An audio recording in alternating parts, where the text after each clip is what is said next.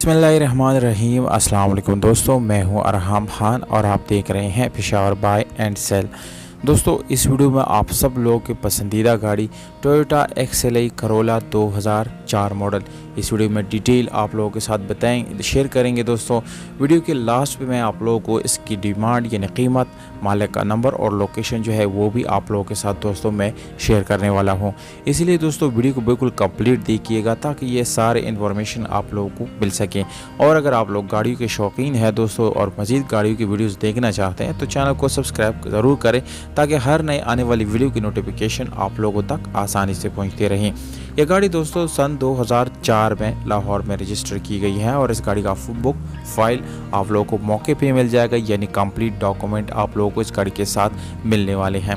इस गाड़ी के इंजन की तरफ आएंगे तो दोस्तों बिल्कुल ओरिजिनल इंजन आप लोगों को मिल जाता है और गाड़ी आप लोगों को सिर्फ और सिर्फ साइडों पे शावर मिलती है। कलर आप लोग देख सकते हैं वाइट कलर है।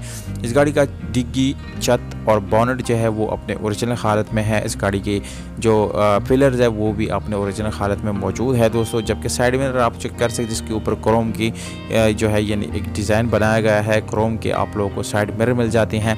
स्पेशल अलॉय रिम इस गाड़ी में आफ्टर मार्केट इंस्टॉल की गई है, जबकि हाई प्रोफाइल टायर भी आप लोगों को इस गाड़ी में देखने को मिल जाते हैं।